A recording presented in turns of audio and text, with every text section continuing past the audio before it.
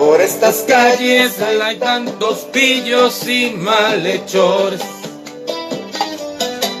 Y en eso sí que no importa el credo, raza o colores. Buenas tardes a todos, ¿cómo están ustedes? Diciendo lo que tú piensas. Hoy comenzamos con Por estas calles, una de las grandes telenovelas en la historia de nuestro país, porque hoy vamos a tener a uno de esos grandes actores que hicieron historia en esa novela. Don Franklin Virgües va a ser nuestro invitado el día de hoy. Y bueno, yo creo que la canción está más vigente que nunca, ¿no? La canción del gran Giordano hoy está más vigente que nunca.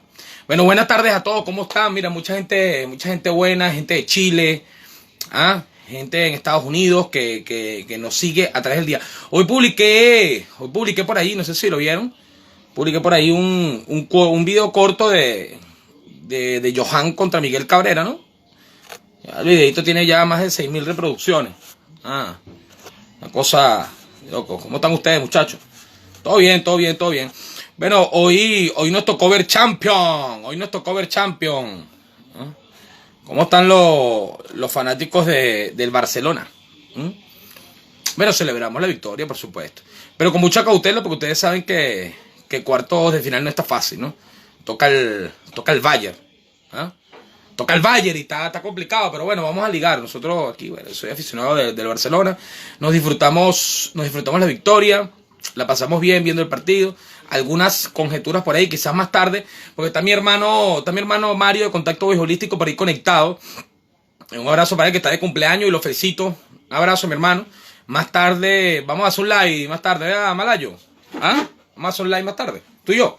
Pero hoy tenemos a Franklin de invitado aquí, es temprano. Entonces, yo creo que podemos hacer un live más tarde y podemos analizar lo que sucedió en la Champions, lo que viene, béisbol, Podemos analizar un poquito de todo lo que se viene.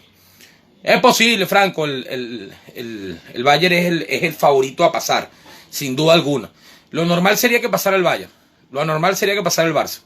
Sin embargo, bueno, si Messi sale como salió hoy, en ese primer tiempo, bueno, ya ustedes saben lo que viene, ¿no? Cuando el mejor está enchufado, ustedes saben. Bueno, llegó Franklin. Acá. Ya llegó el gran Eudomar Santos en Por estas calles, ¿no? Franklin, hermano, ¿cómo estás? Buenas tardes. ¿Cómo estás? Bien, vale, bien, de todo un poco. O sea que esto es una cuenta deportiva, pero nosotros hablamos de todo un poco. Está hablando de fútbol, claro, de Messi. Sí. Estábamos viendo el partido del Barcelona hace rato. ¿Cómo va el Barcelona? ¿Cómo va? Pasó a cuartos de final, le toca al Bayern Múnich en cuartos. Tú sabes que yo, mientras estuve grabando en México ahora, iba mucho al estadio porque yo conocí un médico. A mí me operaron de las rodillas hace año y medio. Hace 2 años.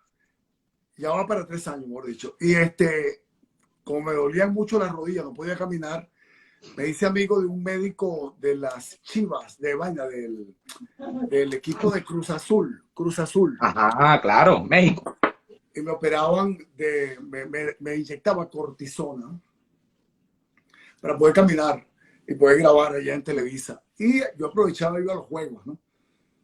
Del Cruz Azul, cuando estaba no en el estadio Azteca, sino cuando estaba en el estadio Cruz Azul. El que le dicen el de cemento azul, ¿no? El que le dicen. Sí.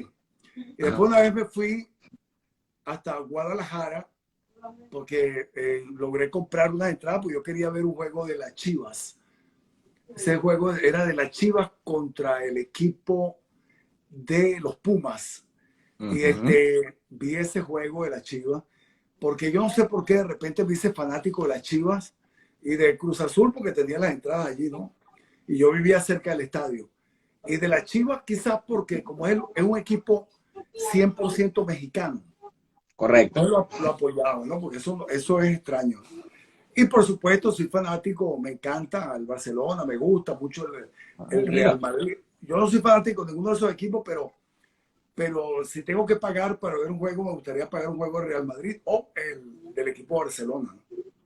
Sin duda. Dos grandes equipos del fútbol. Bueno, yo en lo particular soy fanático del Barcelona, pero no dejo de admirar también y decir de que el Real Madrid quizá es el mejor equipo de la historia del fútbol, no solamente con las 13 Champions, sino con la cantidad de copas. Y bueno, en lo personal, que mi ídolo, mi referente en cuanto al fútbol es Lionel Messi. Lo disfruto a morir, al igual que disfruto a Cristiano. Creo que es irrepetible esta época de dos grandes personajes dentro de la historia del deporte. Siempre, cuando pase Ronaldo y cuando pase Cristiano y pase Messi, vendrán otros. Siempre habrá una referencia. Yo estuve en Barcelona. La primera vez que yo visité Barcelona era cuando Ronaldinho era el ídolo. Todas partes había imágenes de Ronaldinho. Ronaldinho era el tipo querido y admirado allá en... todavía no había llegado Messi. Messi estaba por allá en los equipos de preparación del Barcelona. Pero la estrella en esa época era Ronaldinho, ¿no? Ronaldinho Gaucho. Y la gente decía, bueno, es imposible que venga otro Ronaldinho. No, mira. Y han venido otros Ronaldinho. Antes estuvo Ronaldo, después Ronaldinho, y después apareció Messi, ¿no? Es decir, siempre hay un referente para cada generación. Igual pasa en el béisbol. Tú dices, bueno, un Mickey Mantle es irrepetible. No, ha habido otros peloteros. Claro, cada pelotero tiene su historia, ¿no? Pero ha habido peloteros que han calzado esos zapatos. Después de Mickey Mantle, antes de Mickey Mantle, Joe DiMaggio, después de Joe DiMaggio, Mickey Mantle, después de Mickey Mantle, otros, qué sé yo, en fin, cada generación tiene su referencia. En este momento, de pronto, para los venezolanos, la referencia es Miguel Cabrera, pero antes de Miguel Cabrera estuvo un Antonio Armas, después un Galarraga, y así sucesivamente. Y antes David Concepción y Luis Aparicio. Y David Concepción, y también estaba Enzo. Yo tuve el privilegio que no tuviste tú de ver jugar a Luis Aparicio. Yo vi jugar a Aparicio. Correcto. Lo vi jugar en Barquisimeto con los Tiburones de La Guaira. Lo vi hacer dupla con Remigio Hermoso en la segunda base. Y en el séptimo inning casi siempre sacaban a Aparicio para que entrara a jugar en un novatico llamado Enzo Hernández. Imagínate tú. Enzo Hernández, y yo vi jugar todos esos fenómenos. Vi cuando debutó David Concepción, en Barquisimeto con los Tigres de Aragua. Yo vi todos esos peloteros. Siempre habrá, como te digo, la referencia. Siempre existirá la referencia. Oye, ¿qué opinas tú, hablando de todo un poco? Lo vi físicamente muy bien. El retorno de Robert Pérez al béisbol. Ya va. Mira, ya acá. Yo toda la vida he sido fanático magallanero, pero te tengo que decir algo.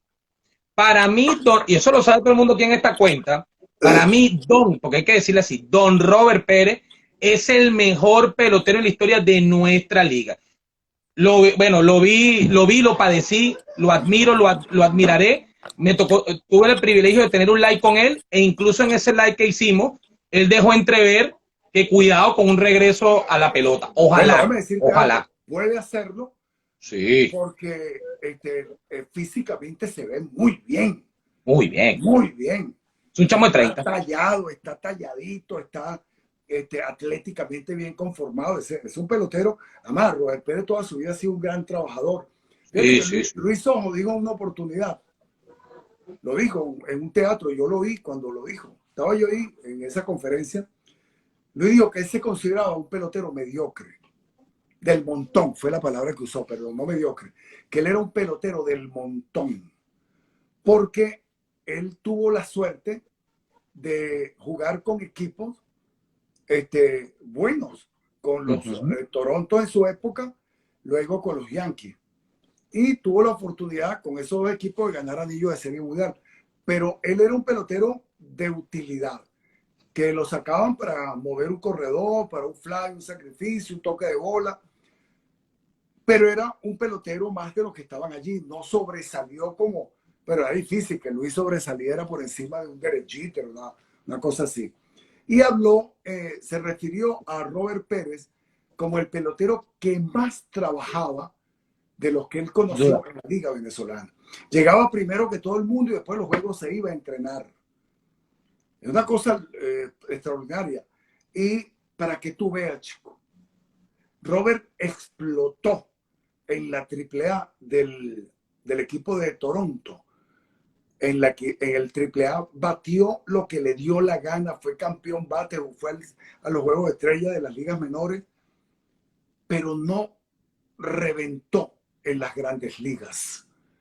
No reventó ni con el equipo de Toronto ni con el equipo de los Yankees. ¿Qué pasa?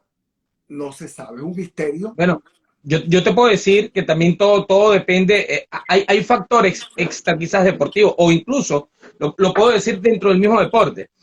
Te voy a poner un ejemplo muy gráfico. Ernesto Mejía. Ernesto Mejía se cansó de batear en ligas menores y nunca recibió esa gran oportunidad con los Bravos de Atlanta. Nunca lo subieron, nunca lo subieron. Exacto. Y se fue a Japón y sigue matando la liga en Japón allá. En Japón, sí, hizo carrera Entonces, en Japón, pero nunca lo subieron. Igual pasó con Raúl Pérez Tobar. Con Raúl Pérez Tobar de Mataba la liga y no lo subían. No lo subían. Cuando le dieron la oportunidad de subir con Kansas City, estaban probando también a un morenito que venía del fútbol americano, que se llamaba Bo Jackson. Correcto. Un fenómeno después. Entonces, Bo Jackson impidió que en esa temporada subieran a Raúl Pérez Tobar. No se pudo tomar un café, Raúl Pérez Tobar. Correcto. Y era un trabajador. Luis Raven también, cualquier cantidad de temporadas espectaculares en ligas menores y nunca se le dio la oportunidad. Yo creo que eso también depende de la organización y depende de quién tengan encima. Hay organizaciones que le han abierto un puesto. Aquel pelotero que tenía Magallanes, de apellido Magallanes.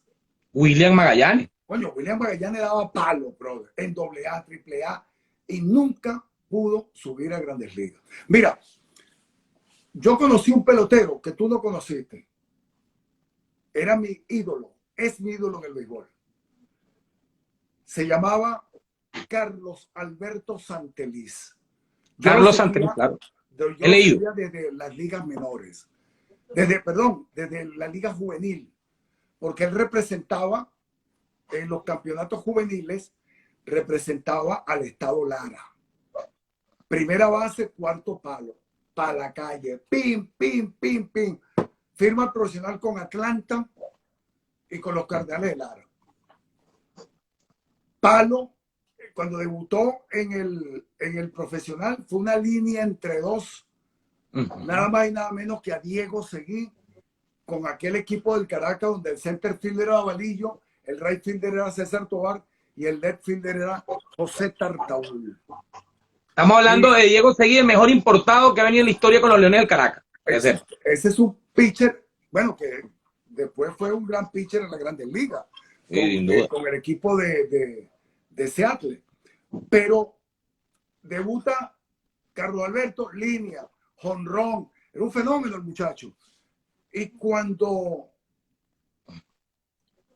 iba al sprint trainer del equipo grande a sustituir nada más y nada menos que en primera a un famoso dominicano que jugó en Venezuela con los Tigres de Aragua. Se llama Rico Carty. Rico Carty. Cuando Rico Carty sale del Atlanta, en la época en que jugaba Han Aaron, el que iba a sustituir a Rico Carty era el prospecto número 4 del equipo de Atlanta, que era Carlos Alberto Santeliz.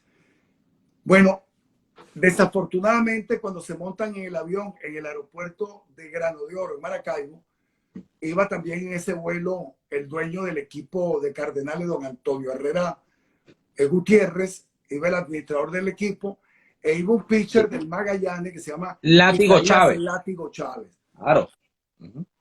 Llegó tarde porque se quedó dormido en Barquisimeto Faustino Zavala, que acaba de fallecer, que era el receptor de Lara y jugaba con la organización de Atlanta. Él se metió una rumba la noche anterior en Barquisimeto y cuando llegó a Maracaibo ya el vuelo había despegado. Llegó tarde, afortunadamente para Faustino. El avión se cae y se matan los tripulantes. Se mata Santeliz, se mata el Látigo Chávez, se mata el dueño de los Cardenales, don Antonio Herrera Gutiérrez. El estadio está a nombre de él. Y se acabó la carrera de estos dos peloteros. Y no llega a Grandes Ligas por cuestiones del destino de Santeliz. por ese accidente del aeropuerto de Grano de Oro. Bueno, ese pelotero tenía todas las condiciones para llegar, e iba a llegar, era disciplinado. Sin duda. Lamentablemente ocurrió esto, pues, y no pudo. En el caso de Santelí fue así, pero en el caso de otros peloteros tú dices, Dios mío, ¿cómo es? Y hay peloteros que no tienen condiciones, o sea, que son peloteros realmente de apariencia, pero si tú revisas sus averajes en toda la temporada que jugaron el béisbol venezolano y en las ligas menores de Estados Unidos, son peloteros que nunca batieron 300, como el caso del Potro Álvarez. Potro Álvarez llega, incluso se toma un café con los Piratas de Pittsburgh y al mes lo bajaron. Lo bajaron y de ahí más nunca subió, porque era un pelotero malo, era un pelotero del montón. Ahora fíjate tú el caso de un gran amigo mío. Bueno, Frankie, tú me nombraste a la persona más indeseada de esta cuenta. ¿Vale? Okay. Bueno, mira, te voy a nombrar a una persona deseada que jugó, creo que jugó con los Tigres y jugó con Magallanes. Se llama Juan Rivera. Juan Rivera se metió 14 años en las Grandes Ligas. Y no fue un pelotero de un promedio de 300, pero era un pelotero extremadamente útil. Daba jonrones cuando los tenía que dar, jugaba carrera, lo sentaba, se quedaba calladito, un tipo sumamente disciplinado. Juan Rivera entrenaba todo el tiempo, terminaba en la pelota y se metía en el Elite Fitness del Doral a entrenar. Tenía su entrenador, pues no paraba de entrenar. Razón por la cual Juan Rivera, que no hizo mucho ruido, debuta con los Yankees y termina su carrera con los Dodgers. Yo lo vi jugar con los Yankees, lo vi jugar con los Dodgers.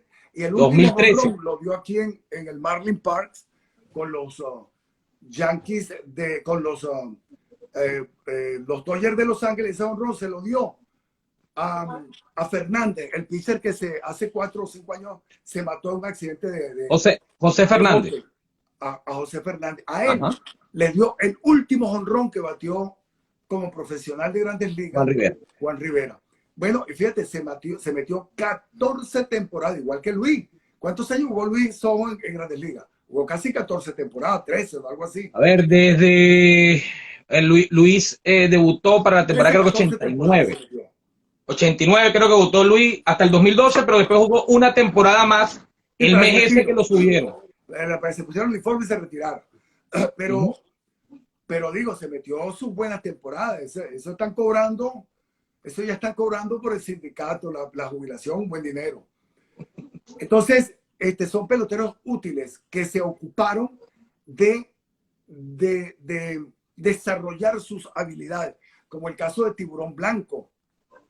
El Tiburón Blanco no era un outfielder de todos los días, él lo sabía, pero era un bateador fastidioso con el bate, siempre estaba chocando la pelota, la ponía a rodar. Cuando se envasaba, se robaba la segunda, se iba para... O sea, era una amenaza constante. Y él desarrolló esas cualidades que la vida le dio, que es la velocidad. Mira, Franklin, tú estabas hablando de Sojo, ¿no? Bueno, tú estabas hablando de Luis ahorita. Bueno, tú sabes que Luis ese es como mi papá, viejo. Ahí está, vale. Un abrazo para el gran caballo, Luis Sojo. Ese es mi ídolo. Yo lo vi jugar... ¿No has tenido un like con él? Con los Cardenales y lo vi jugar con los Yankees. Mira, pero ¿tú no has tenido un like con él? Yo hice like con él, claro. Yo lo entrevisté. No, él a mí no, pero yo sí lo entrevisté a él. Mira, yo lo vi jugar allá en Nueva York, en el Yankee Stadium, el viejo Yankee Stadium. Vi jugar yo a Luis y por supuesto con los Cardenales de Lara. Yo estaba en el estadio cuando Lara fue campeón la primera vez. Estaba en el estadio. Después lo vi en el aeropuerto con su mujer. Yo no sabía que Luis no vivía en Barquisimeto, viviera en Caracas. Él después, en los últimos años, fue que se mudó para Barquisimeto. Yo pensé que ellos vivían en Barquisimeto todos. Mira, y está diciendo Luis que tú no le quieres dar un like, dice Luis. No sabe que cuando me invite yo voy a estar ahí. O sea que él tiene ahorita un programa de Semana Estrella invitada. Me encantó el live con Carlos Alberto Hidalgo. Espectacular. Hablé con Carlos Alberto y lo llamé para felicitarlo porque estuvo bien chévere. Ahí tenemos un proyecto por ahí con don Carlos Alberto, que CSRN TV. Déjame contarte esta anécdota de Carlos Alberto Hidalgo. Yo fui office boy de Carlos Alberto Hidalgo. y de Tapatapa y algo. Claro, yo trabajaba en el diario Extra cuando recién llegaba a Barquisimeto a Caracas. Yo tenía, qué sé yo, 18 años. Y comencé a trabajar como fijoy, mensajero, en la redacción de un diario deportivo. Estamos hablando principio de la década de los 70, ¿no? Y entonces Carlos Alberto trabajaba en varias revistas de la cadena y su papá era director de la revista Hipódromo. Cuando yo me hice fotógrafo, ya dejé de comprarle café a Carlos Alberto y al papá, y yo era el que hacía los traqueos en la madrugada, porque ningún fotógrafo se quería parar a las 3, 4 de la mañana para ir a las fotos al hipódromo. Yo las hacía y era el que le hacía la foto a los caballos y a los jinetes, a las cosas ya para la revista Hipódromo, ¿no? Yo se las entregaba a Carlos Alberto, yo redactaba y eso salía. Había una yeguita muy fea, que se burlaban de ella, ¿vale? Porque era realmente fea, era esquelética. Y yo decía, coño, ¿cómo es posible que ese caballo corre en el hipódromo? Sí, pobrecito, todo el mundo se burlaba de ella. Me acuerdo que el jockey de esa yegua era el jockey en el traqueo. Era Juan Eduardo Cruz, el Negro Cruz, así le decía. En esa oportunidad, el jockey de esa yegua en el traqueo era el Negro Cruz. Y como todo el mundo se burlaba del pobre animal, el preparador de esa yegua era Juan Rivas, creo que se llama el mismo preparador de Cañonero. El negro Juan, no me acuerdo el apellido. Yo le hice, me dio tanta lástima que yo le hice foto a la yeguita, ¿no? Y yo le hablaba a la yeguita, le decía, no se preocupe, usted es bonito, usted es bonito. Y el negro Cruz me decía, para fotógrafo maricón, chico, tú eres marico, va a estar hablando con la yegua, pajú, ese es el tipo. Era chileno, creo que era el Negro Cruz. Falta el respeto, ¿vale? Yo le tomo la foto a la yeguita y se la llevo a Carlos Alberto y a Tapatapa Hidalgo. Bueno, quiero que sepas una cosa. Esa yeguita fea y esquelética, se convirtió en uno de los caballos más importantes de la hípica nacional. Y fue, creo que hasta tiene una estatua en el hipódromo de la Rinconada. Esa yegua se llamó Segulacé. Un fenómeno. Yo cobraba por foto publicada. Bueno, esa fotografía fue portada en la revista Hipódromo y yo cada vez que la publicaban yo cobraba 50 bolos. Me pagaba mi por bueno, en aquel momento era plata, ¿no? Coño, bueno, un carro costaba 6.000 bolívares. La mensualidad de un apartamento eran 250 o 300 bolívares. Un mercado grande, bueno, eran 30 bolos. 30 bolívares hacía un tremendo mercado. En esa época estamos hablando, el dólar estaba ni siquiera 4.30, el dólar estaba 4.20, 4.12, algo así. Así. Era mucho plata. Estamos hablando, ¿de qué año, Franklin? 1970, 71, por ahí. Yo era un carajito. Acho. Tenía menos de 19 años, 17 años tenía. No había nacido Luisón, ni había nacido tú. No, para nada. O sea que yo tengo que preguntarte algo. Porque hay una frase muy, es la frase más, quizás la más mítica de toda la de Franklin Virgüe, que yo todavía, a día de hoy, todavía la digo mucho, pues. Como vaya viniendo, vamos viendo. Wow. Cuéntame esa frase, porque yo todavía, a día de hoy, cuando toca decir algo, hermano, como vaya viniendo, vamos viendo. Calma, pueblo. Te voy a contar la historia de esa frase. Ajá. Esa frase me la asignó a mí, a mi personaje. Esa frase no era para mí, no era para Eudomar. Esa frase se le iban a poner a el doctor Valerio. Pero Ibsen Martínez decide asignármela a mí, que se lo agradezco. En el año 1971, Ibsen Martínez fue invitado a Cuba al famoso Festival de Jazz. En Cuba, donde se hacía el Festival de Jazz y se hacía en la Feria del Libro. Ibsen iba como escritor. Íbamos Ignacio Cabruja, iban como escritores. Y era la proyección también del Festival de Cine y el Festival de Jazz. En el avión de Cubana de Aviación le tocó a Ibsen Martínez. Ibsen Martínez te lo doy porque es el autor de Por estas calles. Ah, de Por esta calle. Exacto. Entonces iba sentado al lado de un músico venezolano muy famoso, percusionista, ciego, que le decían el Pavo Frank. Luis Ojo probablemente se acuerda porque Luis es un melómano, él es un amante de la música de salsa y percusión. Bueno, el Pavo Frank era un baterista estupendo, jazzista. Coño, tocó con Chuck Mangione y una cantidad de jazzistas norteamericanos. No veía, pero tenía un oído extraordinario. Y se le pregunta, hola Pavo, mira, soy yo, Vicente Martínez. Epa, Martínez, ¿cómo estás? Bueno, me imagino que vas para el festival. Sí, voy para el festival de libro, para el festival de cine y también para el festival de jazz, por supuesto. Ah, bueno, coño, tienes que oírme tocar. Yo voy a tocar con una banda una banda de jazz en Cuba. Y me invitaron, sí.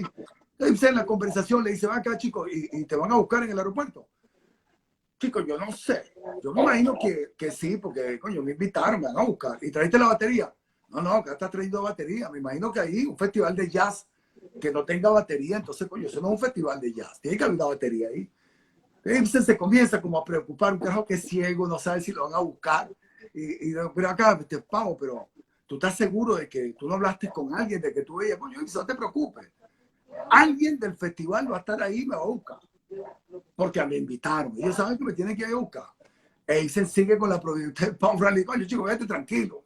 Que como vaya viniendo, vamos viendo. Yo salgo del avión, me paro ahí, alguien me va a buscar. Yo tengo un cartel aquí que dice Pau Frank. Entonces, ahí me quedó en la mente la frase, como vaya viniendo, vamos viendo. Y años después, escribiendo la telenovela, se la anexa a Eudomar Santos. De ahí viene la frase. ¿Y qué es lo que tapa sopa? La frase, ¿qué es lo que tapa sopa? Eso fue producto de un atraco. Yo le estaba dando la cola a una actriz, a una joven actriz, a su casa ahí en Hornos de Cal, en San Agustín. Yo tenía, porque cuando yo comencé a ser actor, yo era extremadamente pantallero. Yo tenía un carro que se llamaba LTD Landau, una vaina que parecía una lancha. Carro blanco que era grandísimo, no cabía en ningún estacionamiento. Y le doy la cola a la chamita porque yo le estaba tirándole los perritos a la muchachita, a ver si caía. Y en ese momento que estoy con la letra, con la muchacha, llega un motorizado y yo no tenía los vidrios arriba, sino abajo. Me apunta con una pistola. Y el tipo me dice, dame el reloj, Wong, dame el reloj, Wong. Y yo me puse muy nervioso porque a mí nunca me habían apuntado con un revólver. Yo, coño, me empiezo a temblar, me empiezo a quitar el reloj, a temblar, y quitarme el reloj. Y yo le decía, ya va, señor, era un carajito. Yo le decía, ya va, señor. El tipo se me queda mirando. Cuando me reconoce, yo todavía no estaba haciendo por estas calles, yo estaba haciendo otra novela. Cuando me reconoce, ¿qué pasó, Franklin? Güey. No, bichito, dame decirte una vaina. Mi mamá sabe que te estoy atracando. No, dame bota del rancho, boom. No, hombre, ya va, señor, ya lo doy el reloj, señor. No, hombre, está dando reloj, nada, bichito. Mira, coño, Franklin, tienes que subir el vidrio, pendejo, pues te van a atracar. No, ¿qué es lo que está pasando, pa, Franklin? Güey. Tipo arranca, pan. Y se me quedó la frase cuando hicimos por estas calles, me acordé, ¡pam! Y se la metí al personaje. También. No, bueno. Dos frases que han sido frases gloriosas, porque los venezolanos, después de la novela, mi hermano, el papel de Eudomar Santos, yo no solamente creo que es que cambia completamente tu vida como actor, ¿okay? por todo lo que vino después, sino que además esas dos frases, hermano, todo venezolano la ha usado aunque sea una vez en la vida, independientemente del estrato. Tú sabes que esa novela no se iba a llamar así. Esa novela se llamaba Eva Marina. Y ¿Serio? el tema musical de esa novela era Eva Marina se fue buscando el sol en la playa, de un grupo llamado Fórmula Quinta. Ese era el tema de esa novela, Eva Marina. Hasta que en una oportunidad se presentó la protagonista junto conmigo y con Haroldo, María Alejandra Martín, con un casecito, porque su esposo, Giordano, había compuesto una canción en la noche con una guitarra y se lo muestra a los productores y a Ibsen Martínez. Ibsen, cuando escucha esa canción, se impresionó. Se impresionó tanto que cambió la historia de la telenovela. Mi personaje no se llamaba Eudomar, tenía otro nombre y era un brujo del 23 de enero. De pronto el tipo cambia todo, cambió la historia de la novela, cambia el personaje mío, le pone Eudomar y lo ubica no solamente en el 23, ya lo ubica en el barrio La Cota 905, donde vivía supuestamente la negra Eloína Rangel, y lo empata con Eloína. Porque en principio yo estaba empatado, creo que era con Mayra Alejandra. Yo le tiré los perros, era la protagonista. ¿No? Bueno, pero al Hay principio de un la cambio. novela, ¿Ah? al principio de la novela, tú en el papel quieres jugar doble play, porque estás con Eloína, estás con Eloína y... No, Ah. Eloína sí, pero en la novela por esta Ajá, pero ok. no en la que estamos grabando, que tú no viste porque eso no salió al aire. No, yo la Entonces, tengo, yo tengo la novela completa. Yo tengo la novela completa. Por estas calles, pero cuando Sí, sí, la sí. otra novela que tú no viste, pues esa no salió al aire. Claro, Entonces, no salió. Entonces, bueno, Ibsen decide cambiarle el nombre. Y fíjate tú que rompe con una tradición, porque la telenovela, por lo general, el nombre que se utiliza es el nombre de una mujer. Siempre ha sido así. Bueno, esta es la primera telenovela en la historia de la televisión venezolana que el nombre no tiene nada que ver con una mujer. Tiene que ver con una calle, por estas calles. Por estas calles. Entonces, hasta en eso fue diferente esa telenovela, que duró casi 3 años grabándose. Sí, ya te voy a decir, son 540 capítulos, algo así. No, 1550. Perdón. Es que bueno, yo te estoy diciendo que yo empecé a descargarla hace como Radio Caracas la subió a su canal de YouTube. Yo creo que ahora la han compactado porque estaba muy larga. Sí, no, Radio Caracas la subió a su canal de YouTube y yo poco a poco la he ido descargando completa, porque obviamente tengo recuerdos muy vagos de la novela, pero estaba muy pequeño. Pero sí la veo. Por esta calle, hermano, todo niño de 10 años, 11 años, todos la vieron. Así sea. Fue un palo. ¿Tú crees que, bueno, en lo que a mí respecta, creo que esa novela hoy día está más vigente que nunca? Hoy, no, es más, sí. Creo que se quedó corta. Si aquella duró casi 3 años, verga, ahorita dura 15 años, porque ahora sí hay material para explotar. Que creo que no deberían hacerlo, porque cuando Venezuela se vaya a reestructurar, tenemos que enterrar este pasado que estamos viviendo. Sin duda. Enterrarlo, pero por completo, desaparecer todas estas cosas terribles, como tú desaparecerías la magia negra, la brujería, esas cosas hay que desaparecerlas. Y esto que estamos viviendo, eso hay que desaparecerlo. Que quede para los libros, que quede para las tesis de grado. Pero nosotros tenemos que reconstruir el país y empezar a hacer cosas realmente mucho más llenas de colores, de vida, de futuro. No, pero sin ninguna duda. Yo hoy día, o hace unos meses, empecé a ver la novela. Yo iba como por 80 capítulos cuando empezó esto de los live y tuve que pararlo, porque empezamos a hacer live. Este es el live número 122 que tenemos, con distintas personalidades, bueno, de cualquier tipo de ámbito, músicos, actores, ya no sé. Aquí ha pasado lo más grande. Ahí está pasando ahorita el gran músico larense Henry Linares.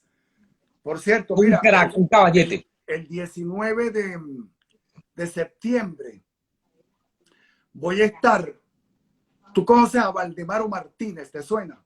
Sí. La voz. Lo he escuchado. El locutor venezolano. Lo tienes que haber escuchado en cualquier emisora. Valdemaro Martínez. Trabaja ahorita para 70 emisoras a nivel mundial.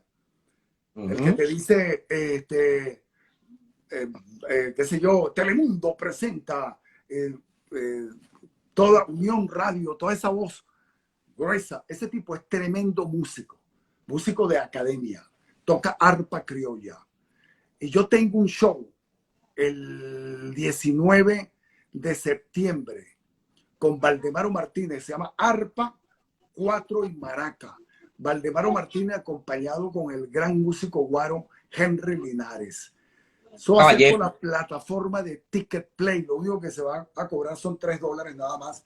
Y va a ser el 19 de septiembre a las 7 de la noche por Ticket Play. Se llama Arpa, Cuatro y Maraca. Valdemaro Martínez, Henry Linares, presentado por Franklin Bidwell. Está invitado. Oh, bueno, gracias por la invitación. Yo te quiero preguntar, porque han sido más de 40 novelas, diferentes papeles también en películas, por ahí también se te vio en El Retén de Katia, por ejemplo, con una actuación especial, pero tú empezaste a hacer novelas muy temprano, Franklin, porque tú a los 24 años ya estabas haciendo tu primera novela para el 77. Yo comencé a actuar cuando yo tenía 7 años de edad. Ajá. A los 8 años realmente. Comencé a hacer teatrico infantil en el internado del Consejo Venezolano del Niño del ENEAL. El ENEAL en Duaca, en la población de Duaca del estado Lara. Yo comencé muy jovencito. Pero académicamente comencé en el año 70 a estudiar en la escuela Juan Azujo de teatro. Estudié con Flor Núñez, con el que hacía El Hombre de la Etiqueta, por cierto, con él. Ajá, sí. Y con Ese es Carlos Villamizar, ¿no? con Carito Villamizar. Comencé Ajá. a estudiar con ellos en esa escuela de teatro. Luego estuve con Gonzalo J. Camacho, estuve en la Escuela Nacional. Y luego arranqué ya profesionalmente a actuar en teatro con el Teatro de la Universidad Central de Venezuela, el TU. Estando en el TU es que, y siendo yo reportero gráfico del Seguro Social, y estoy hablando del primer gobierno de Carlos Andrés Pérez, yo comienzo a hacer televisión. Comencé con Rafaela, la televisión en esa época todavía era en blanco y negro. Uh-huh. Y he participado más o menos en 70 producciones, tanto de telenovelas, teleteatro, en fin, casi 70. He trabajado en Venezuela, Aruba, trabajé en Ecuador, he trabajado en Colombia, trabajé aquí en Estados Unidos y en México. He hecho cosas. Lo último que hice fue en México con Televisa. Pero son casi 70 producciones. Cine, he hecho muy poco cine, apenas he hecho 14 películas nada más. La última que hice fue en México, por cierto, que se llama La Tumba, la puedes ver por YouTube. La Tumba, con la directora es Maru Morón, una joven directora venezolana, y tiene que ver con La Tumba, que es la cárcel que se inventaron los chavistas para meter allí a los presos políticos y torturarlos. La Tumba se llama, esa es la última película que hice en México. Que hice y fue en México. Teatro, sí, teatro, bueno, toda la vida, ¿no? En todas partes. Antes de la pandemia, el año pasado yo estuve de gira por España, estuve en Inglaterra, estuve en Italia, en Portugal, estuve en Canadá, he estado por varios sitios antes de la pandemia girando con obras de teatro. Y bueno, ahora estamos utilizando la web, porque es el teatro que tenemos, la web, para hacer cosas en la web. Porque los teatros no abrirán sino hasta el año que viene, si acaso. Pero tú sabes que yo con respecto a eso, yo te iba a preguntar en líneas generales, porque para poder hablar de cosas específicas de tu carrera, bueno, tendríamos que pasar no sé cuántos días de aquí, pero en líneas generales, ¿qué crees tú, después de casi 70 producciones, entre novelas, películas, film, obras de teatro, todo, ¿qué crees tú que ha sido lo más importante de tu vida dentro de la actuación? Lo que tú más resaltas. Dame un segundito, voy a terminar aquí. Mira, déjame responderte y luego despedirme, porque desafortunadamente me van a hacer una entrevista desde España. Tú me dijiste.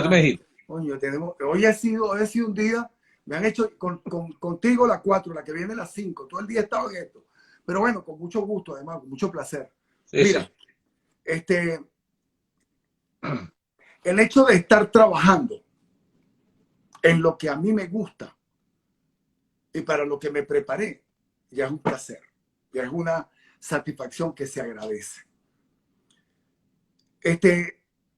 Los personajes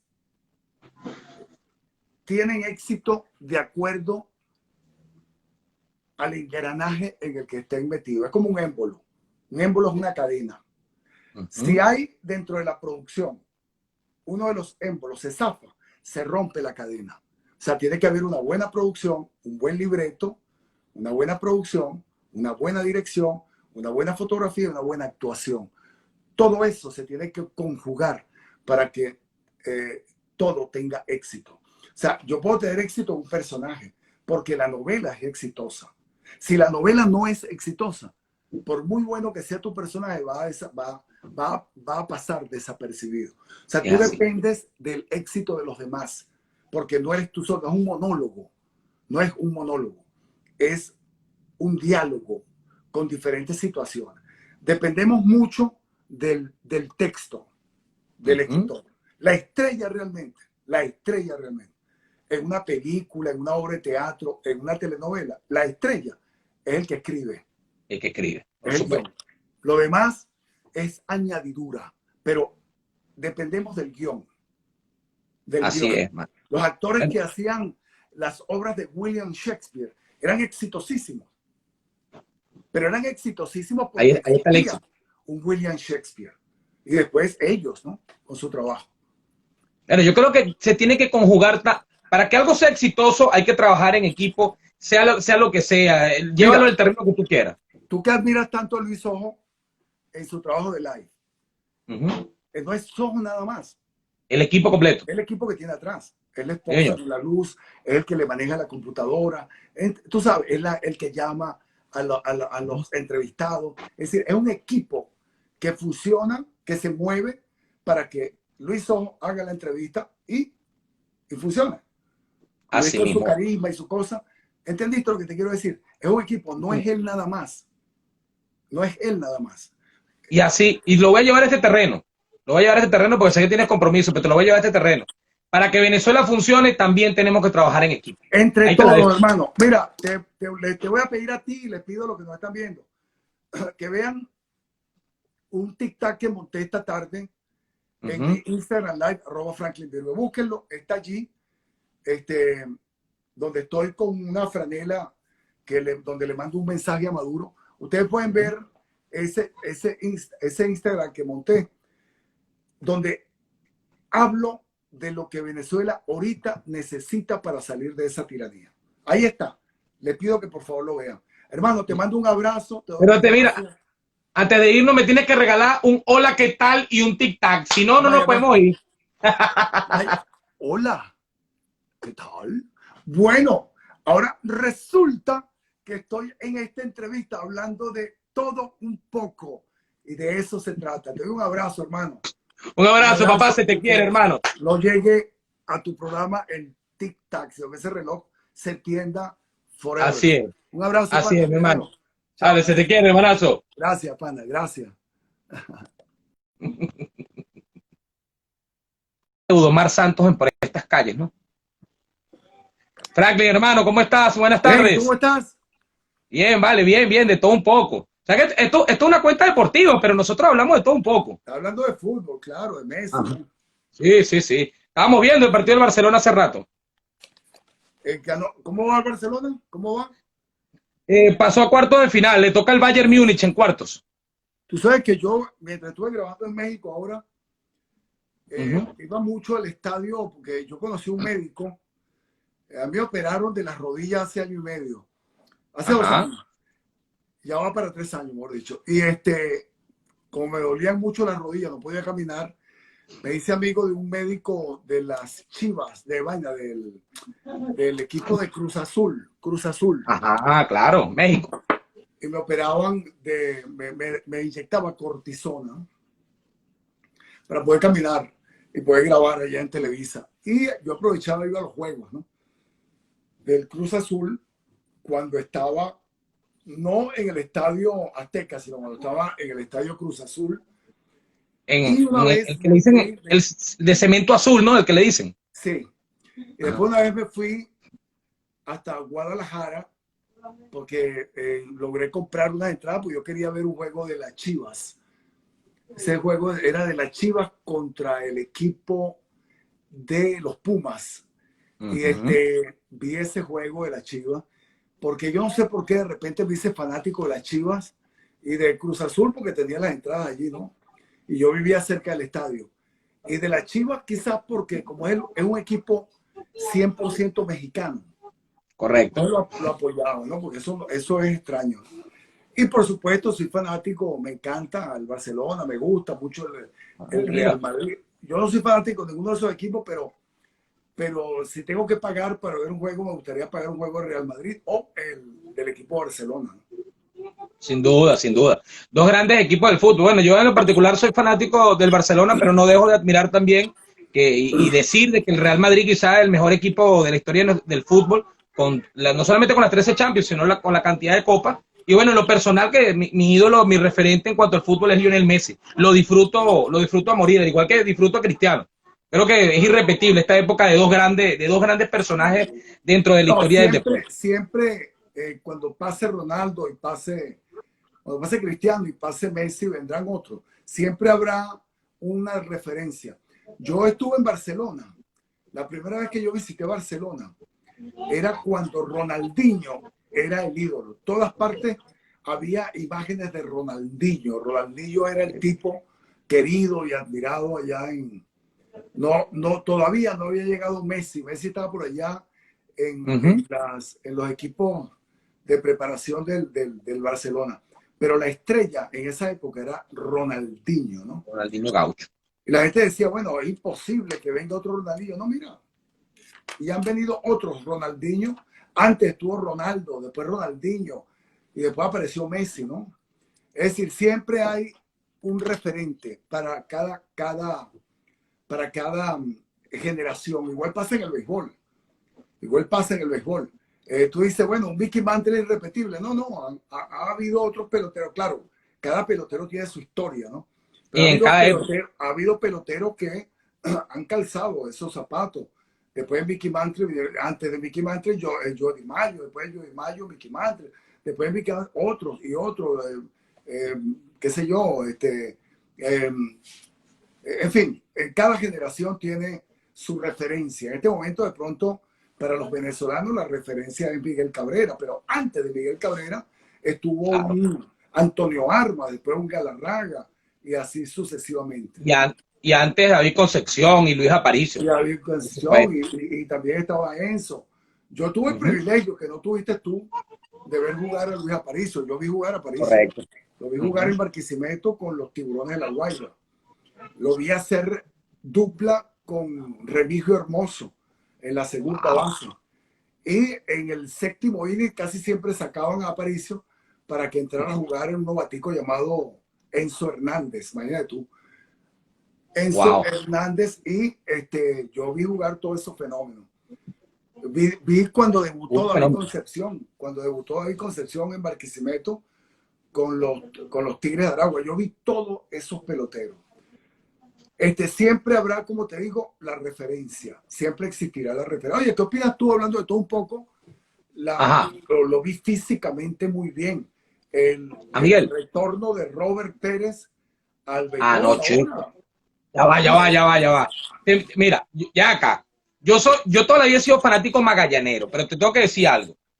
Para mí, y eso lo sabe todo el mundo aquí en esta cuenta, para mí, porque hay que decirle así, Don Robert Pérez es el mejor pelotero en la historia de nuestra liga. Lo vi, lo padecí, lo admiro, lo admiraré. Tuve el privilegio de tener un live con él, e incluso en ese live que hicimos, él dejó entrever que cuidado con un regreso a la pelota. Ojalá. Puede hacerlo.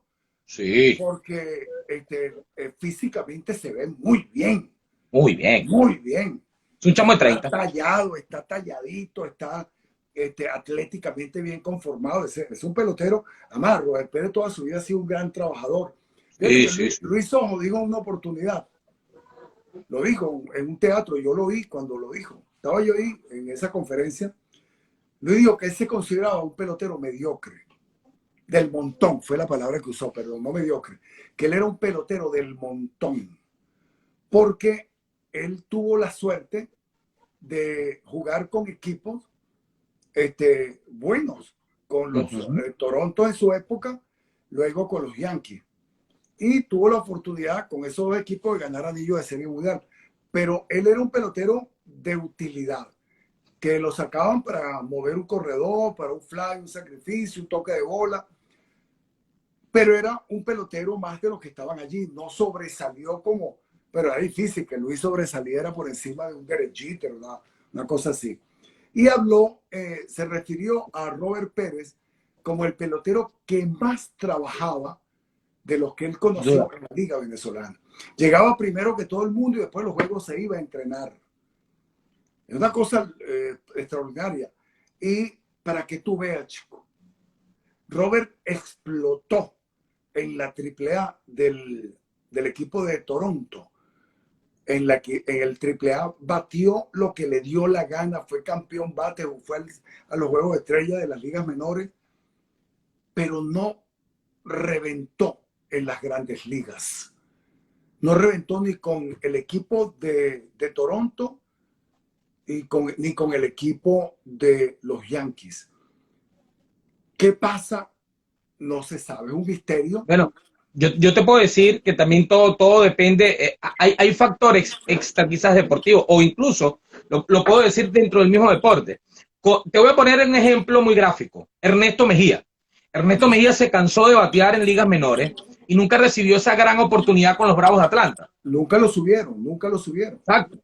Y se fue a Japón y sigue matando la liga en Japón allá. Japón, sí, hizo carrera Entonces, en Japón, pero nunca lo subieron. Igual pasó con Raúl Pérez Tobar. Un Raúl Pérez Tobar de Mataba la liga y no lo subían. No lo subían. Cuando le dieron la oportunidad de subir con Kansas City, estaban probando también a un morenito que venía del fútbol americano, que se llamaba Bo Jackson. Correcto. Un fenómeno después. Entonces, Bo Jackson impidió que en esa temporada subieran a Raúl Pérez Tobar. No se pudo tomar un café, Raúl Pérez Tobar. Correcto. Y era un trabajador. Luis Raven también, cualquier cantidad de temporadas espectaculares en ligas menores y nunca se le dio la oportunidad. Yo creo que eso también depende de la organización y depende de quién tengan encima. Hay organizaciones que le han abierto un puesto. Aquel pelotero que tenía Magallanes, de apellido Magallanes. William Magallanes. Coño, William Magallanes daba palo, brother, en AA, AAA, y nunca pudo subir a Grandes Ligas. Mira, yo conocí un pelotero que tú no conociste. Era mi ídolo, es mi ídolo en el béisbol. Se llamaba Carlos Alberto Santeliz. Carlos Santeliz, claro. Yo lo seguía desde las ligas menores. Desde la liga juvenil. Porque él representaba en los campeonatos juveniles, representaba al estado Lara. Primera base, cuarto palo. Para la calle. Pim, pim, pim, pim. Firma profesional con Atlanta y con los Cardenales de Lara. Palo, cuando debutó en el profesional, fue una línea entre dos, nada más y nada menos que a Diego Seguí, con aquel equipo del Caracas, donde el center fielder era Valillo, el right fielder era César Tobar y el left fielder era José Tartaúl. Estamos hablando de Diego Seguí, el mejor importado que ha venido en la historia con los Leones del Caracas. Ese es un pitcher, bueno, que después fue un gran pitcher en la Grandes Ligas, con el equipo de Seattle. Pero debuta Carlos Alberto, línea, jonrón, era un fenómeno el muchacho. Y cuando iba al sprint trainer del equipo grande a sustituir nada más y nada menos que en primera a un famoso dominicano que jugó en Venezuela con los Tigres de Aragua. Se llama Rico Carty. Rico Carty. Cuando Rico Carty sale del Atlanta, en la época en que jugaba Han Aaron, el que iba a sustituir a Rico Carty era el prospecto número 4 del equipo de Atlanta, que era Carlos Alberto Santeliz. Bueno, desafortunadamente, cuando se montan en el avión en el aeropuerto de Grano de Oro, en Maracaibo, iba también en ese vuelo el dueño del equipo de Cardenales, don Antonio Herrera Gutiérrez, iba el administrador del equipo, e iba un pitcher del Magallanes que se llama Látigo Chávez. Claro. Llegó tarde porque se quedó dormido en Barquisimeto Faustino Zavala, que acaba de fallecer, que era el receptor de Lara y jugaba con la organización de Atlanta. Él se metió una rumba la noche anterior en Barquisimeto y cuando llegó a Maracaibo ya el vuelo había despegado. Llegó tarde, afortunadamente para Faustino. El avión se cae y se matan los tripulantes. Se mata Santeliz, se mata el Látigo Chávez, se mata el dueño de los Cardenales, don Antonio Herrera Gutiérrez. El estadio está a nombre de él. Y se acabó la carrera de estos dos peloteros. Y no llega a Grandes Ligas por cuestiones del destino de Santeliz, por ese accidente del aeropuerto de Grano de Oro. Bueno, ese pelotero tenía todas las condiciones para llegar, e iba a llegar, era disciplinado. Sin duda. Lamentablemente ocurrió esto, pues, y no pudo. En el caso de Santelí fue así, pero en el caso de otros peloteros tú dices, Dios mío, ¿cómo es? Y hay peloteros que no tienen condiciones, o sea, que son peloteros realmente de apariencia, pero si tú revisas sus averajes en toda la temporada que jugaron el béisbol venezolano y en las ligas menores de Estados Unidos, son peloteros que nunca batieron 300, como el caso del Potro Álvarez. Potro Álvarez llega, incluso se toma un café con los Piratas de Pittsburgh y al mes lo bajaron. Lo bajaron y de ahí más nunca subió, porque era un pelotero malo, era un pelotero del montón. Ahora fíjate tú el caso de un gran amigo mío. Bueno, Frankie, tú me nombraste a la persona más indeseada de esta cuenta. ¿Vale? Okay. Bueno, mira, te voy a nombrar a una persona deseada que jugó, creo que jugó con los Tigres y jugó con Magallanes. Se llama Juan Rivera. Juan Rivera se metió 14 años en las Grandes Ligas. Y no fue un pelotero de un promedio de 300, pero era un pelotero extremadamente útil. Daba jonrones cuando los tenía que dar, jugaba carrera, lo sentaba, se quedaba calladito, un tipo sumamente disciplinado. Juan Rivera entrenaba todo el tiempo, terminaba en la pelota y se metía en el LA Fitness del Doral a entrenar. Tenía su entrenador, pues no paraba de entrenar. Razón por la cual Juan Rivera, que no hizo mucho ruido, debuta con los Yankees y termina su carrera con los Dodgers. Yo lo vi jugar con los Yankees, lo vi jugar con los Dodgers. Y el último jonrón lo dio aquí en el Marlin Park con los Yankees, con los Dodgers de Los Ángeles. Ese jonrón se lo dio a Fernández, el pitcher que hace 4 o 5 años se mató en un accidente de José Fernández. A José Fernández. A él le dio el último jonrón que batió como profesional de Grandes Ligas. Juan Rivera. Bueno, y fíjate, se metió 14 temporadas, igual que Luis. ¿Cuántos años jugó Luis Sojo en Grandes Ligas? Jugó casi 14 temporadas, 13 o algo así. A ver, desde Luis debutó para la temporada creo que 89. 89 creo que debutó Luis hasta el 2012, pero después jugó una temporada más el mes ese que lo subieron. Se pusieron el uniforme y se retiraron. Pero digo, se metió sus buenas temporadas. Eso están cobrando, eso ya están cobrando por el sindicato, la jubilación, un buen dinero. Entonces, son peloteros útiles que se ocuparon de desarrollar sus habilidades, como el caso de Tiburón Blanco. El Tiburón Blanco no era un outfielder de todos los días, él lo sabía, pero era un bateador fastidioso con el bate, siempre estaba chocando la pelota, la ponía a rodar. Cuando se envasaba, se robaba la segunda, se iba para... O sea, era una amenaza constante y él desarrolló esas cualidades que la vida le dio, que es la velocidad. Mira, Frankie, tú estabas hablando de Sojo, ¿no? Bueno, tú estabas hablando de Luis ahorita. Bueno, tú sabes que Luis ese es como mi papá, viejo. Ahí está, vale. Un abrazo para el gran caballo, Luis Sojo. Ese es mi ídolo, yo lo vi jugar. ¿No has tenido un like con él? Con los Cardenales y lo vi jugar con los Yankees. Mira, pero ¿tú no has tenido un like con él? Yo hice like con él, claro. Yo lo entrevisté. No, él a mí no, pero yo sí lo entrevisté a él. Mira, yo lo vi jugar allá en Nueva York, en el Yankee Stadium, el viejo Yankee Stadium.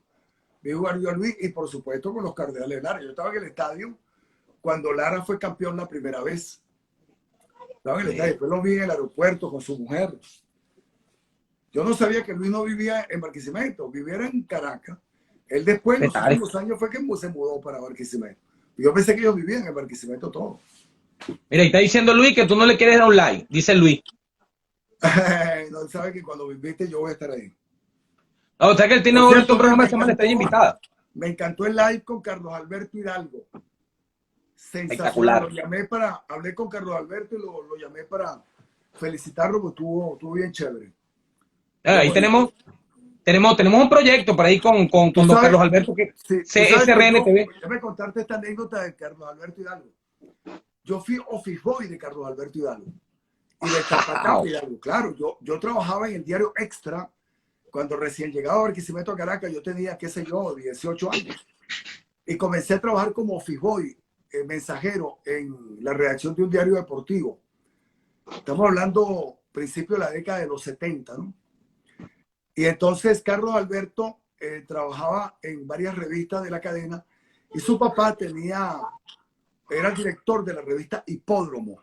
Cuando yo me hice fotógrafo, ya dejé de comprarle café a Carlos Alberto y al papá, y yo era el que hacía los traqueos en la madrugada, porque ningún fotógrafo se quería parar a las 3, 4 de la mañana para ir a las fotos al hipódromo. Yo las hacía y era el que le hacía la foto a los caballos y a los jinetes, a las cosas ya para la revista Hipódromo, ¿no?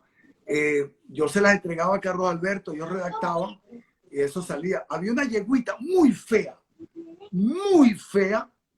que se burlaban de ella, ¿vale? Porque era realmente fea, era esquelética. Y yo decía, coño, ¿cómo es posible que ese caballo corre en el hipódromo? Decía, pobrecito, todo el mundo se burlaba de ella. Me acuerdo que el jockey de esa yegua era el jockey en el traqueo. Era Juan Eduardo Cruz, el Negro Cruz, así le decía. En esa oportunidad, el jockey de esa yegua en el traqueo era el Negro Cruz. Y como todo el mundo se burlaba del pobre animal, el preparador de esa yegua era Juan Rivas, creo que se llama el mismo preparador de Cañonero. El negro Juan, no me acuerdo el apellido. Yo le hice, me dio tanta lástima que yo le hice foto a la yeguita, ¿no? Y yo le hablaba a la yeguita, le decía, no se preocupe, usted es bonito, usted es bonito. Y el negro Cruz me decía, para fotógrafo maricón, chico, tú eres marico, vas a estar hablando con la yegua, pajú, ese es el tipo. Oye, era chileno, creo que era el negro Cruz. Falta el respeto, ¿vale? Yo le tomo la foto a la yeguita y se la llevo a Carlos Alberto y a Tapatapa Hidalgo. Bueno, quiero que sepas una cosa. Esa yeguita fea y esquelética, se convirtió en uno de los caballos más importantes de la hípica nacional. Y fue, creo que hasta tiene una estatua en el hipódromo de la Rinconada. Esa yegua se llamó Segulacé. Un fenómeno. Yo cobraba por foto publicada. Pues esa fotografía fue portada en la revista Hipódromo y yo cada vez que la publicaban yo cobraba 50 bolos. Le pagaba a mi por bueno, en aquel momento era plata, ¿no? Coño, bueno, un carro costaba 6.000 bolívares. La mensualidad de un apartamento eran 250 o 300 bolívares. Un mercado grande, bueno, eran 30 bolos. 30 bolívares hacía un tremendo mercado.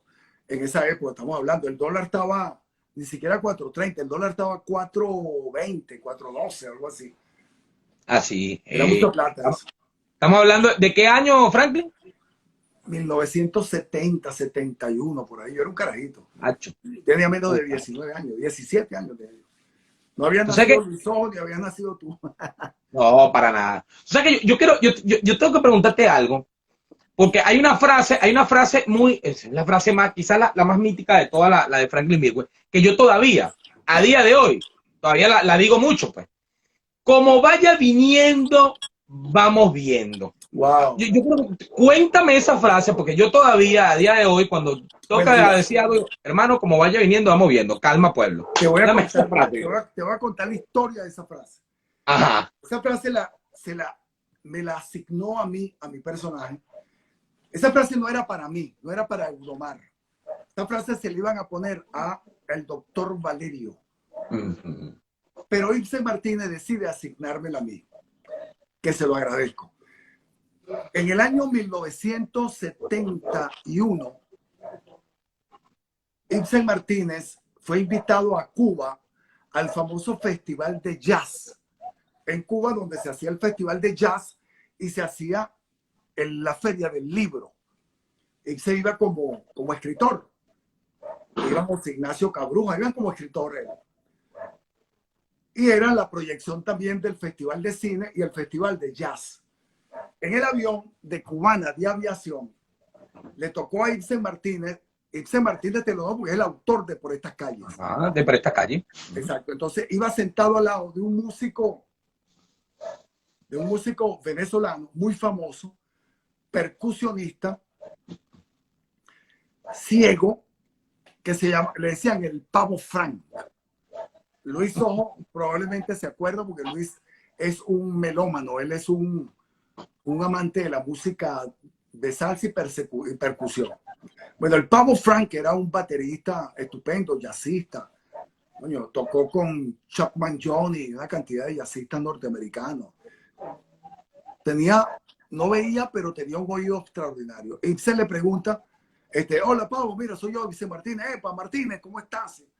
Bueno, me imagino que vas para el festival. Sí, voy para el festival de libro, para el festival de cine y también para el festival de jazz, por supuesto. Ah, bueno, coño, tienes que oírme tocar. Yo voy a tocar con una banda de jazz en Cuba. Y me invitaron, sí. Entonces, en la conversación le dice, ven acá, chicos, y te van a buscar en el aeropuerto. Chicos, yo no sé. Yo me imagino que sí, porque, coño, me invitaron, me van a buscar. ¿Y trajiste la batería? No, acá está trayendo batería. Me imagino que ahí un festival de jazz que no tenga batería, entonces, coño, eso no es un festival de jazz. Tiene que haber una batería ahí. Entonces se comienza como a preocupar, un carajo que es ciego, no sabe si lo van a buscar. Pero acá, Pavo, pero tú estás seguro de que tú no hablaste con alguien, de que tú veías, coño, no te preocupes. Alguien del festival va a estar ahí y me va a buscar. Porque me invitaron. Ellos saben que me tienen que ir a buscar. E se sigue con la providencia del Pavo Frank. Coño, chico, vete tranquilo. Que como vaya viniendo, vamos viendo. Yo salgo del avión, me paro ahí, alguien me va a buscar. Yo tengo un cartel aquí que dice Pavo Frank. Entonces, ahí me quedó en la mente la frase, como vaya viniendo, vamos viendo. Y años después, escribiendo la telenovela, se la anexa a Eudomar Santos. De ahí viene la frase. ¿Y qué es lo que tapa sopa? La frase, ¿qué es lo que tapa sopa? Eso fue producto de un atraco. Yo le estaba dando la cola a una actriz, a una joven actriz, a su casa ahí en Hornos de Cal, en San Agustín.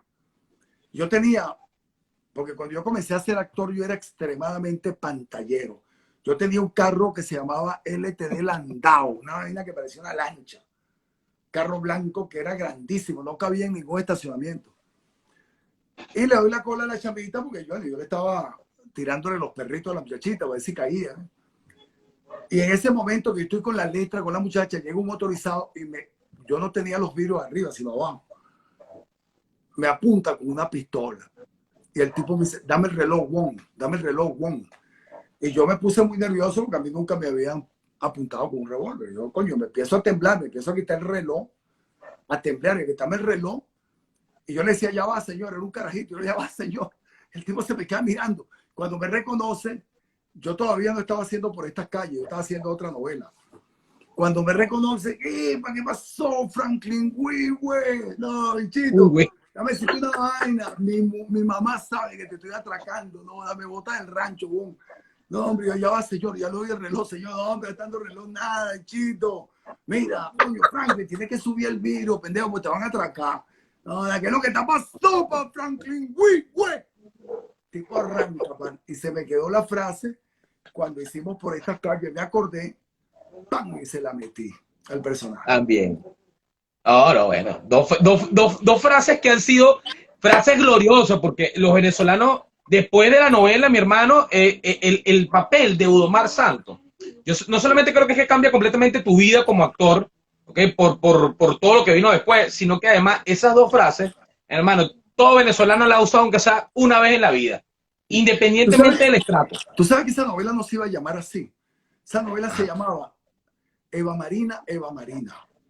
Y el tema musical de esa novela era Eva Marina se fue buscando el sol en la playa, de un grupo llamado Fórmula Quinta. Ese era el tema de esa novela, Eva Marina, Eva Marina. Hasta que en una oportunidad se presentó la protagonista junto conmigo y con Haroldo, María Alejandra Martín, con un casecito, porque su esposo, Giordano, había compuesto una canción en la noche con una guitarra y se lo muestra a los productores y a Ibsen Martínez. Ibsen, cuando escucha esa canción, se impresionó. Se impresionó tanto que cambió la historia de la telenovela. Mi personaje no se llamaba Eudomar, tenía otro nombre y era un brujo del 23 de enero.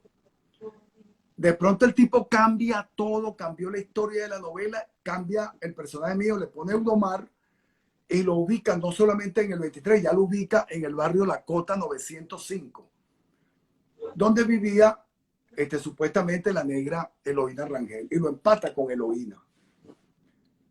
Porque en principio yo estaba empatado, creo que era con Mayra Alejandra. Yo le tiraba los perros a la protagonista. ¿No? Bueno, pero al Hay principio un de la cambio. novela, ¿Ah? al principio de la novela, tú en el papel quieres jugar doble play, porque estás con Eloína, estás con Eloína y... No, Eloína sí, pero en la novela, por estas Ajá, pero ok. no en la que estamos grabando, que tú no viste porque eso no salió al aire. No, yo Entonces, tengo la novela completa. Yo tengo la claro, novela completa. por estas calles, pero cuando Sí, cambiaron la sí. otra novela que tú no viste, pues esa no salió al aire. Claro, no salió. Entonces, bueno, Ibsen decide cambiarle el nombre, y fíjate tú que rompe con una tradición, porque la telenovela, por lo general, el nombre que se utiliza es el nombre de una mujer. Siempre ha sido así. Bueno, esta es la primera telenovela en la historia de la televisión venezolana que el nombre no tiene nada que ver con una mujer, tiene que ver con una calle, por estas calles. Por estas calles. Entonces, hasta en eso fue diferente esa telenovela, que duró casi 3 años grabándose. Sí, ya te voy a decir, son 540 capítulos, algo así. No, 1550. Perdón. Es que bueno, yo te estoy diciendo que yo empecé a descargarla hace como Radio Caracas la subió a su canal de YouTube. Yo creo que ahora la han compactado, porque estaba muy larga. Sí, no, Radio Caracas la subió a su canal de YouTube y yo poco a poco la he ido descargando completa, porque obviamente tengo recuerdos muy vagos de la novela, pero estaba muy pequeño. Pero sí la ve. Por estas calles, hermano, todo niño de 10 años, 11 años, todo la vida. Así sea. Fue un palo. ¿Tú crees que, bueno, en lo que a mí respecta, creo que esa novela hoy día está más vigente que nunca? Hoy, es más, creo que se quedó corta. Si aquella duró casi 3 años, verga, ahorita dura 15 años. Porque ahora sí hay material para explotar. Que creo que no deberían hacerlo, porque cuando Venezuela se vaya a reestructurar, tenemos que enterrar este pasado que estamos viviendo. Sin duda. Enterrarlo, pero por completo, desaparecer todas estas cosas terribles, como tú desaparecerías la magia negra, la brujería, esas cosas hay que desaparecerlas. Y esto que estamos viviendo, eso hay que desaparecerlo. Que quede para los libros, que quede para las tesis de grado. Pero nosotros tenemos que reconstruir el país y empezar a hacer cosas realmente mucho más llenas de colores, de vida, de futuro. No, pero sin ninguna duda. Yo hoy día, o hace unos meses, empecé a ver la novela. Yo iba como por 80 capítulos cuando empezó esto de los live y tuve que pararlo, porque empezamos a hacer live. Este es el live número 122 que tenemos, con distintas personalidades, bueno, de cualquier tipo de ámbito, músicos, actores. Mira, ahí está pasando ahorita el gran músico larense Henry Linares. Por cierto, mira, un caballete. El 19 de septiembre voy a estar. ¿Tú conoces a Valdemaro Martínez? ¿Te suena? Sí. La voz. Lo he escuchado. El locutor venezolano. Lo tienes que haber escuchado en cualquier emisora. Valdemaro Martínez. Trabaja ahorita para 70 emisoras a nivel mundial. El que te dice, qué sé yo, Telemundo presenta toda Unión Radio, toda esa voz gruesa. Ese tipo es tremendo músico de academia, toca arpa criolla. Y yo tengo un show el 19 de septiembre con Valdemaro Martínez, se llama Arpa, Cuatro y Maraca. Valdemaro Martínez acompañado con el gran músico guaro Henry Linares. Eso va a ser por la plataforma de Ticket Play. Lo único que se va a cobrar son $3 nada más. Y va a ser el 19 de septiembre a las 7 de la noche por Ticket Play. Se llama Arpa, Cuatro y Maraca. Valdemaro Martínez, Henry Linares, presentado por Franklin Bidwell. Está invitado.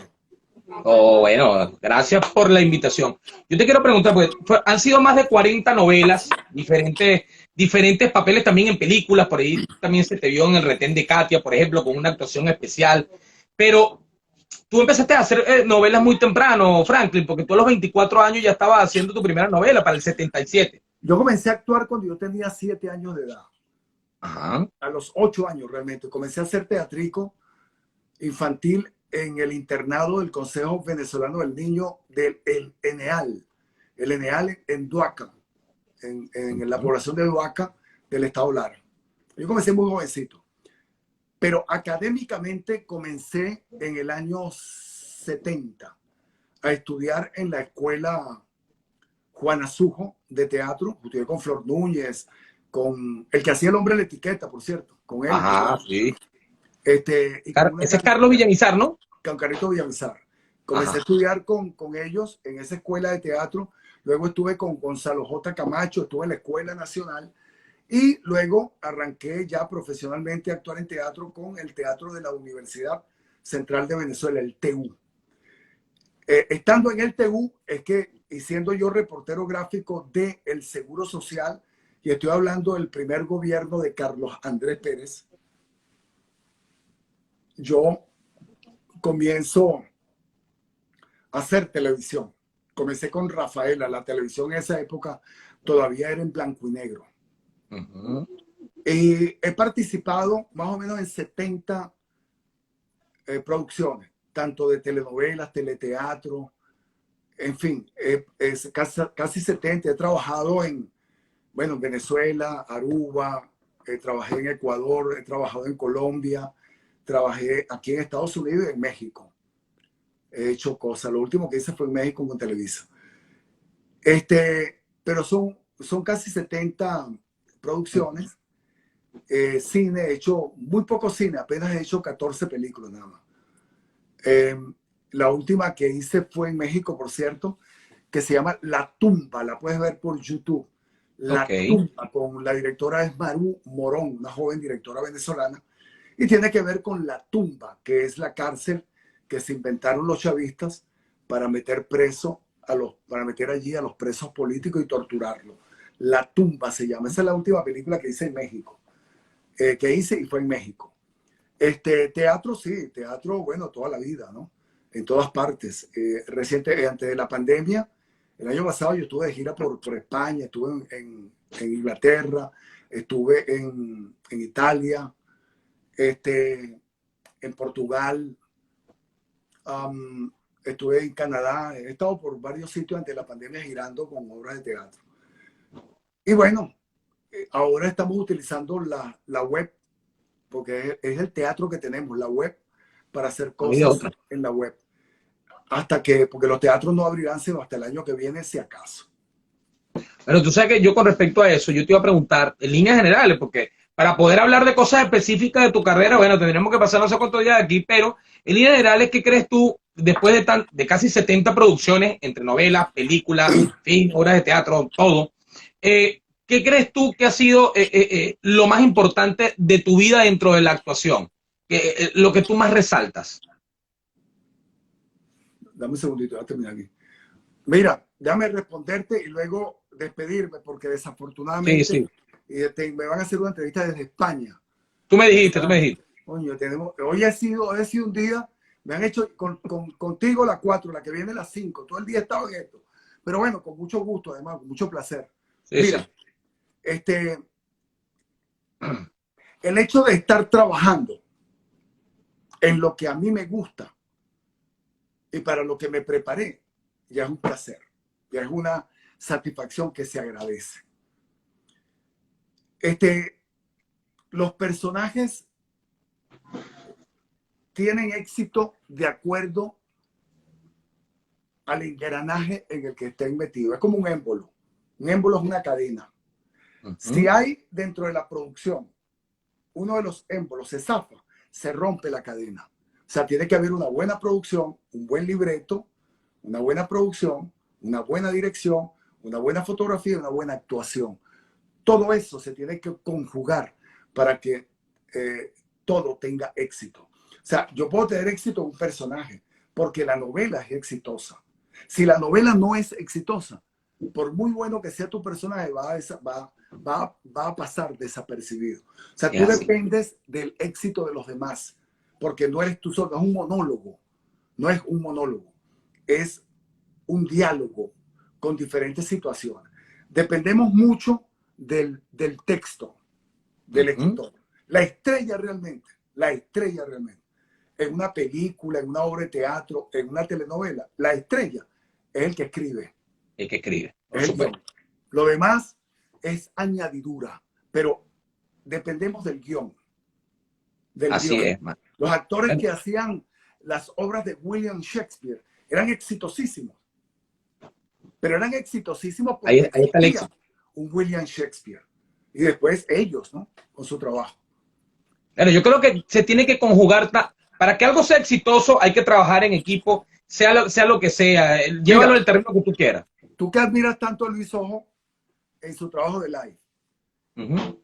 no es Sojo nada más, El equipo completo. es el equipo que tiene atrás. Es la Sí, esposa señor. de la luz, es el que le maneja la computadora, tú sabes, es el que llama a los entrevistados. Es decir, es un equipo que funciona, que se mueve para que Luis Sojo haga la entrevista y funcione. Luis Así con su mismo. carisma y su cosa.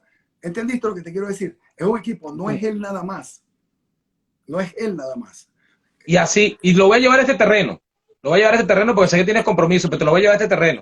Para que Venezuela funcione, también tenemos que trabajar en equipo. Entre Ahí te la dejo. todos, hermano. Mira, te voy a pedir a ti y les pido a los que nos están viendo que vean un tic-tac que monté esta tarde en mi Instagram Live, @FranklinVirgo. Búsquenlo, está allí, donde estoy con una franela donde le mando un mensaje a Maduro. Ustedes pueden ver ese Instagram que monté, donde hablo de lo que Venezuela ahorita necesita para salir de esa tiranía. Ahí está. Les pido que por favor lo vean. Hermano, te mando un abrazo. Te doy Pero las mira, gracias. antes de irnos me tienes que regalar un hola, ¿qué tal? Y un tic-tac. Si no, no nos Vaya, podemos ir. vaya. Hola, ¿qué tal? Bueno, ahora resulta que estoy en esta entrevista hablando de todo un poco y de eso se trata. Te doy un abrazo, hermano. Un Un abrazo, papá, abrazo se te y quiere, que hermano. no llegue a tu programa el tic-tac, sino que ese reloj se tienda forever. Así es, Un abrazo, así pana. es, mi Te hermano. veo. Dale, Chao. se te quiere, hermanazo. Gracias, pana. Gracias.